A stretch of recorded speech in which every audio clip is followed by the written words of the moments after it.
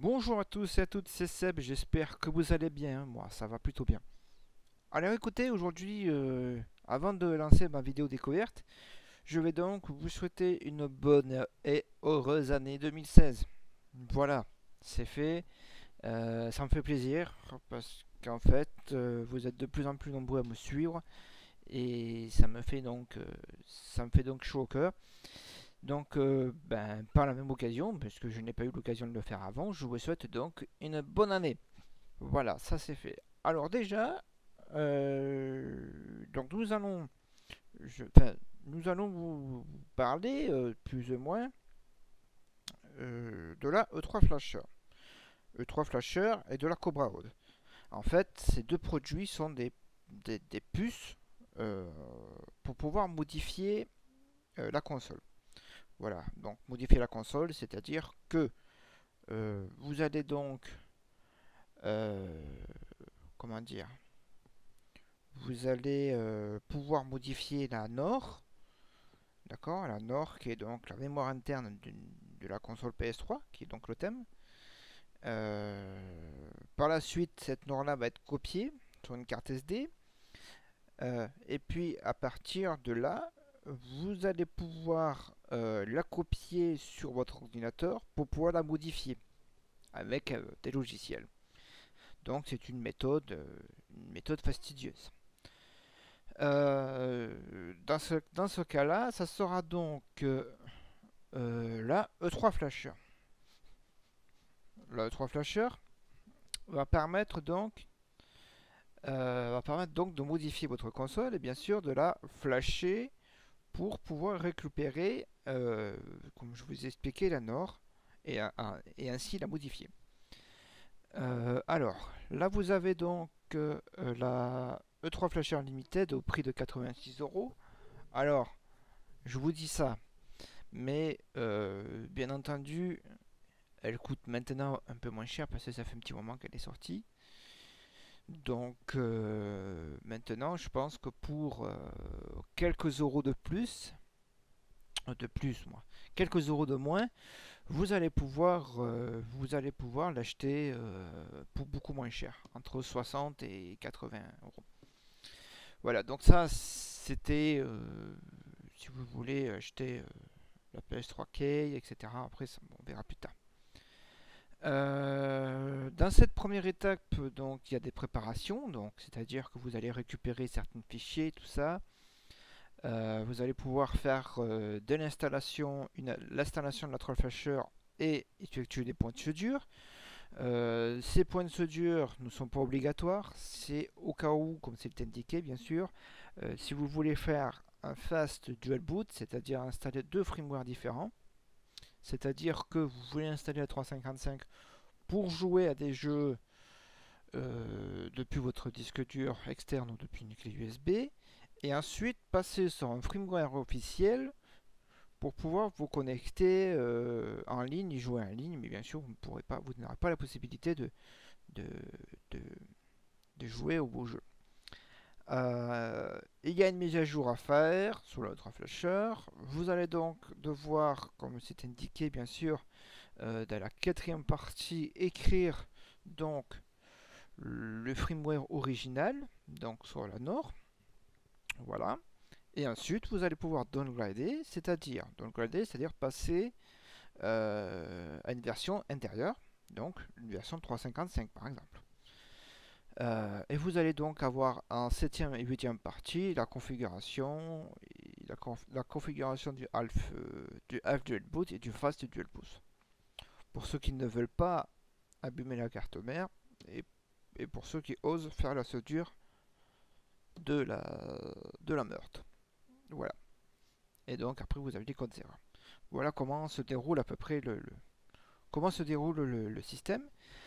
Euh, Là, vous allez devoir avoir une PS3 intérieure à la CECH 3000, d'accord. Celles qui sont au-dessus ne sont pas compatibles. Voilà. Donc, Voilà, voilà, voilà.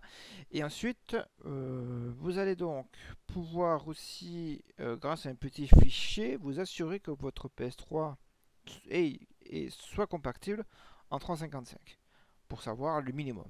Hein, pour savoir si votre console n'a pas été en 360 en origine. Là, vous ne pourrez pas descendre en 355. Si votre console a été en 3.0 ou en 2.0, là, il n'y a pas de souci. Donc, comme c'est indiqué, vous allez devoir, voilà, etc., faire des dumps et tout. Donc ça, je vous laisserai bien sûr le lien du site si vous voulez regarder comment ça se passe.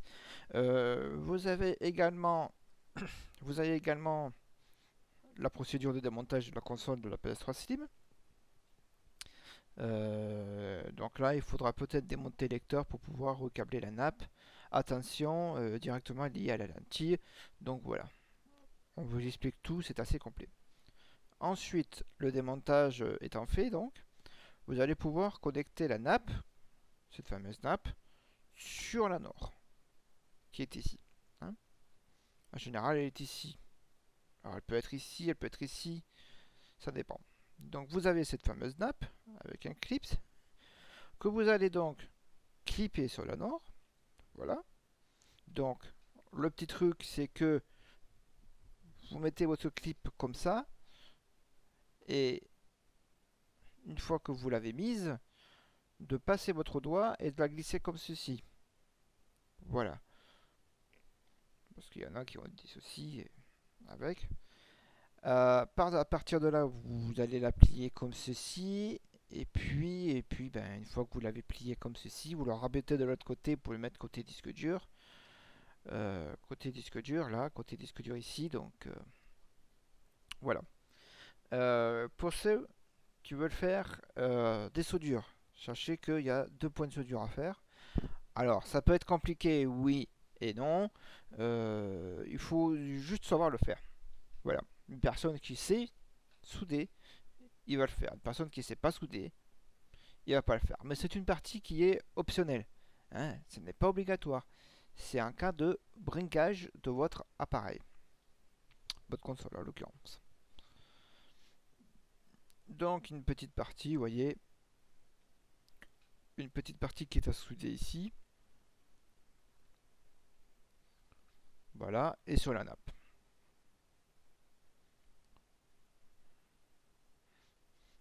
Voilà, voilà, voilà. C'est pas bon. Chacun voit midi à sa porte. Une fois que vous avez donc installé votre E3 convenablement, vous allez juste à remonter votre console pour faire sortir la nappe ici et ensuite connecter donc le bout que vous voyez ici sur le E3 flasher. En gros, ce clip c'est la nappe. Voilà. Ici, ce sera pour raccorder votre disque dur de la PS3. Voilà, et ensuite, une fois que c'est fixé, plaf, c'est fixé. Voilà, à partir de là, vous pourrez sur un dock qui est également fourni avec si vous avez fourni le pack limited. Voilà, et puis ensuite, il y a toute une explication à faire. Voilà, ça c'était donc pour la E3 Flasher. La E3 Flasher qui va nous permettre de downgrader la console pour pouvoir jouer à des jeux plus ou moins illégalement, on va dire. Voilà, ça c'était pour la E3 Flasher. Maintenant, il y a également la Cobra Ode. La Cobra Ode supporte davantage plus de choses. Voilà, comme on peut le voir, la CSCHA, la CSCHB, CSCHC, la Cobra Ode, ce n'est pas un outil qu'on va se servir pour downgrader la console. C'est un outil en fait qui va servir d'émulation, tout simplement. Donc vous allez l'installer, etc. Et à partir d'une clé USB ou d'un disque dur externe, comme la O3 Flasher, vous allez très simplement lancer à partir d'un gestionnaire de fichiers votre jeu. Il se peut qu'il y ait besoin de redémarrer la console. Voilà, c'est déjà le petit truc. Donc là, tous les modèles qui sont compatibles. Voilà, puis de toute façon, je vous ferai une liste, ne vous inquiétez pas, avec éventuellement un petit VDF, avec la Cobra Ode, sur quelle partie, enfin si cette partie-là doit être soudée ou pas, parce que sur la Cobra Ode, il y a une partie qui est sans soudure et une partie avec soudure. Voilà, un peu comme la Traflation. Voilà. Donc là c'est pareil, il y a le démontage de la PS3 Slim. Et vous allez voir qu'en fait, le démontage se fait beaucoup plus facilement. Pourquoi? Parce qu'en fait, on n'est pas obligé de démonter la console entièrement. Ça, c'est une première chose. On n'est pas obligé de la démonter entièrement. Enfin, lui, du plus ou moins, va être obligé de la démonter entièrement parce qu'en fait, il va devoir souder. Voilà. Donc, selon les consoles, selon le modèle de console que vous allez avoir, vous n'allez pas être obligé de souder. Donc, vous allez vous arrêter ici. Voilà. Et vous allez donc installer les nappes, voilà, sur le lecteur, etc. Voilà. Donc, pour nous, voilà, comme vous voyez là, on fait repartir la nappe, voilà. Et tout ça, logiquement, on n'est pas obligé de le faire. On n'est pas obligé de le faire. Donc, au final, ça ressemble à ceci, vous voyez. Donc, c'est pas mal. Ça ressemble à ceci. Voilà, la possibilité, donc, vous voyez, d'avoir le lancement du jeu depuis un émulateur. Ce qui est bien, c'est qu'on a pas la possibilité, enfin, c'est qu'on ne peut pas modifier, la node. Voilà, donc ça, c'est déjà un bon point, parce qu'au moins, tout simplement, on reste sur le firmware sur le firmware d'origine qu'on est, et on n'est pas obligé de se faire, on n'est pas obligé de, comment dire, on n'est pas obligé de flasher la console pour accéder.